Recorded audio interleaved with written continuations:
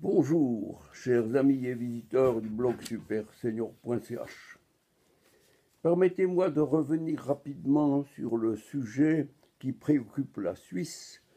C'est la votation du 19 mai prochain à propos de la reprise de la loi sur les armes proposée par l'Union européenne dans le cadre des relations bilatérales. J'ai reçu ce matin dans ma boîte à lettres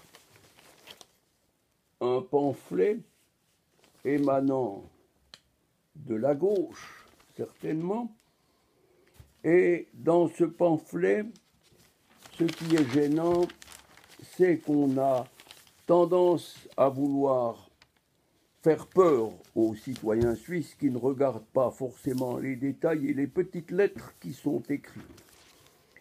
Quand on nous annonce qu'il n'y aura pas de changement pour les Suisses, c'est absolument faux.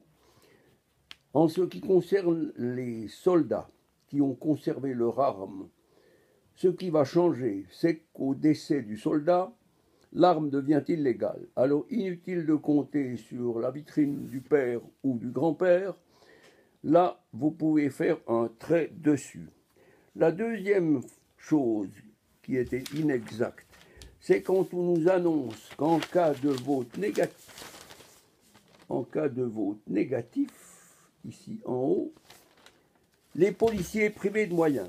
Bref, celui qui ne lit que ça se dit, bon, le lendemain de la votation, c'est foutu, on n'a plus accès à Schengen. C'est absolument faux.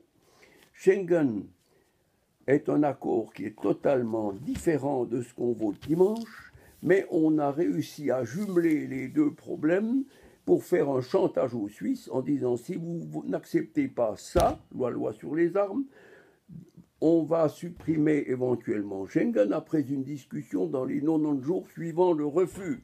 Eh bien, c'est aux Suisses de montrer maintenant qu'ils savent ce qu'est leur liberté, ce qu'elle vaut.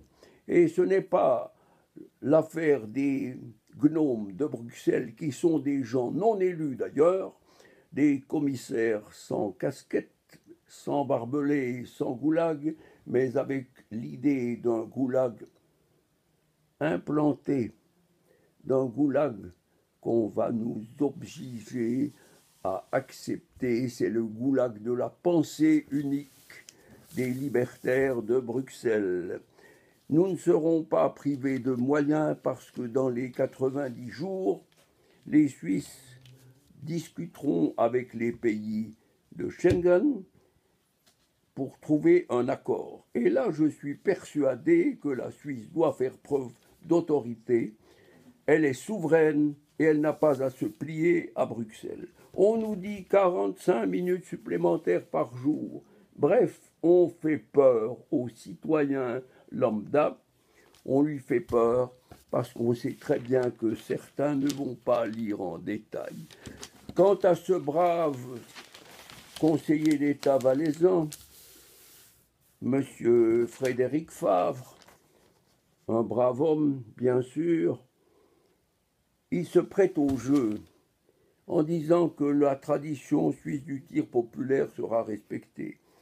Mais rien n'est sûr, parce que si on refuse, les prescriptions seront telles et seront durcies chaque 5 ans que d'ici quelques décennies, le sport et le tir de Suisse aura disparu. Sachez simplement, chers amis, que nous ne devons pas céder au chant des sirènes, nous devons respecter le serment des 3 Suisses. Pas de juges étrangers dans nos vallées, et c'est ça que je vous encourage à respecter, chers amis, citoyens et citoyennes. Nous allons voter non à cette loi de reprise qui signifierait notre soumission à Bruxelles.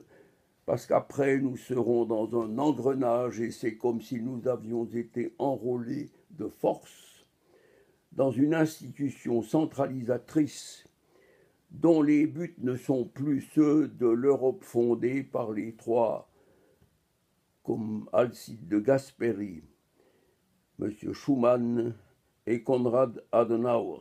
Je vous cite ces noms de tête parce que je sais ce que c'est. Voilà, l'Europe que nous devons faire, c'est une Europe fédérale.